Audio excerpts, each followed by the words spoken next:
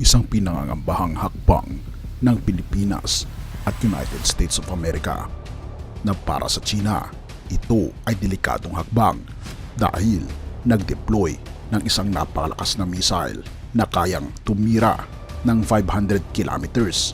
Sa range nito ay nakadeploy na dito sa Northern Luzon.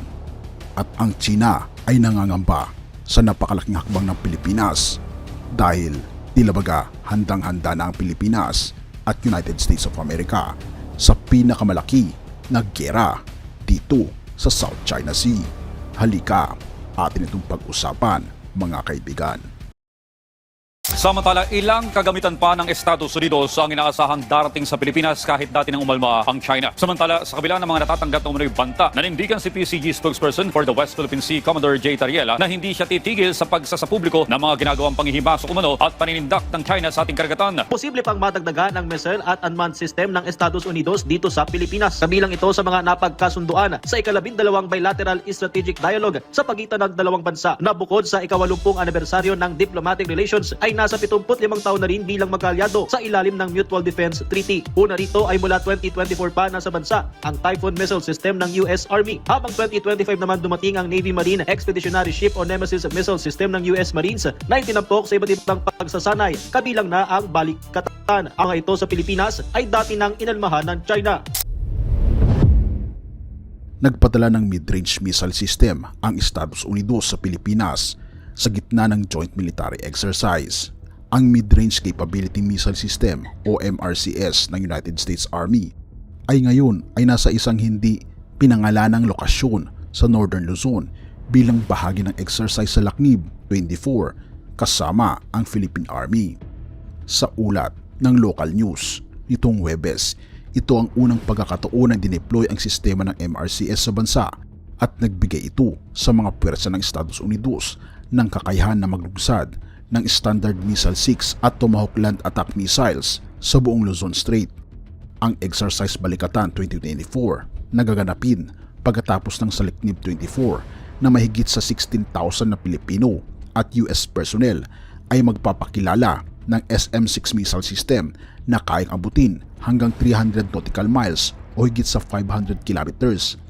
Isang layo na lumalampas sa 370 kilometrong distansya sa pagitan ng pinakahilagang punto ng Pilipinas at Timog Taiwan. Isinapinal na rin ng Philippine Coast Guard ang acquisition sa 3 King Air aircraft. Ito'y matapos lagdaan ng letter of offer and acceptance sa pagitan ni PCG Commandant Admiral Ronnie Hill Gavan at US Assistant Secretary of War for Indo-Pacific Security Affairs John No. Ipinapahayag ng mga kritiko ng hakbang na ito ay nalalagay ang buhay ng mga Pilipino sa mas malaking panganib.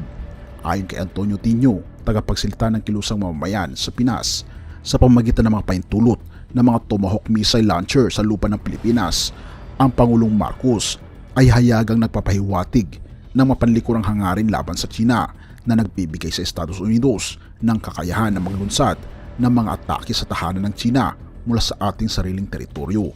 Gayunpaman, hindi aarangkada ang SM-6 sa panahon ng pagsasanay. Accordingly, this aircraft will also be equipped with ISR, yung intelligence, security, and reconnaissance capability. So, ibig sabihin, it will be easier for us to document the presence of Chinese Coast Guard vessels, Chinese maritime militia, and even PLA Navy warships. So, this kind of support na nakukuha natin sa Amerika is also a clear evidence that of the ironclad commitment of the US government as we assert our rights in the West Philippines.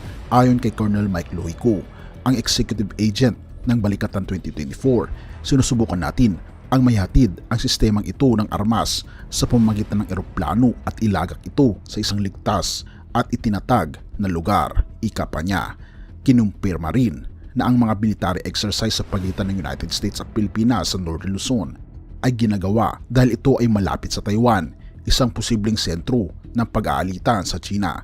The United States plans to deploy more high-tech missile systems to the Philippines, and this is to help deter growing Chinese footprint in the South China Sea. Beijing says US weapons are aimed at containing China's rise. It describes the weapons as a threat to regional stability. US and Philippine officials. Sumang-ayon din si maritime expert J. Batong Bakal sa lokasyon ng mga pagsasanay sa kasalukuyang geopolitikal na kapaligiran at mga alalahanin sa pagtaas ng pag-agresibo ng China.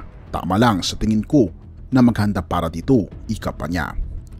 with China, with the Chinese embassy particularly. Try to press air na yung Chinese ambassador nagsabi na let's talk. So that's a good opening. That's why on Monday, we're having an all senators caucus. And I think it's not only my initiative, but the initiative of the new Foreign Relations Committee Chairman, Senator Erwin Tulfo, na mag-open kami ng dialogue. Not necessarily to argue about the Kalayaan Island Group or the West Philippine Sea, but at least mag-establish kami ng parameter on how to communicate with each other para hindi tayo nagkakasakitan. Isa namang press conference sa China, sinabi ni Lin Jian, tagapagsalita ng Ministry of Foreign Affairs ng China, na binanggit ng China at nagpahayag na malubhang pag-aalala sa hakbang na ito. Ayon sa kanya, mariing kumukontra ang China sa pag-deploy ng Estados Unidos ng medium-range ballistic missiles sa Asia Pacific at sa pagpapalakas ng forward deployment sa pintuan ng China upang maghanap ng unilateral na militar na may pakinabang. During the bilateral discussions, Philippine officials emphasized that the country is exercising its sovereign right to work with partners of its choosing. The administration of Ferdinand Marcos Jr. has repeatedly underlined that external pressure will not dictate national strategy. Despite explicit objections from Beijing, Manila has reaffirmed that the United States will continue deploying and rotating advanced missile systems on Philippine soil. China has urged the Philippines to withdraw these launches, but Philippine officials have refused,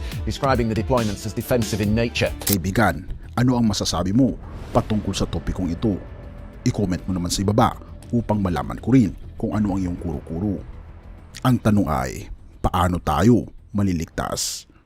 Roma 10 verse 9 to 10, na kung ipapahayag mo na si Jesus ay Panginoon at sasampalataya ka ng buong puso na muli siyang binuhay ng Diyos, maliligtas ka. Sapagkat itinuring ng Diyos na matuwid ang taong sumasampalataya sa Kanya ng buong puso, at kung ipapahayag niya na siya'y sumasampalataya, maliligtas siya. Kaibigan, ang ating Panginoon Kristo, siya ang totoong Diyos. Siya ang dapat nating sundin. Ito ang nais ng ating Panginoong Diyos, ang magpasakop ng ating buong puso sa ating Panginoong Yesus. Kaibigan, tinatanggap mo ba ang ating Panginoong Yesus ngayon? Tayo manalangin. Ama naming banal, makapangyarihan naming Diyos, kami po'y lubos na nagpapasalamat sa inyo nang dahil sa aming Panginoong Kristo ay may pagkakataon kami ng buhay na walang hanggan.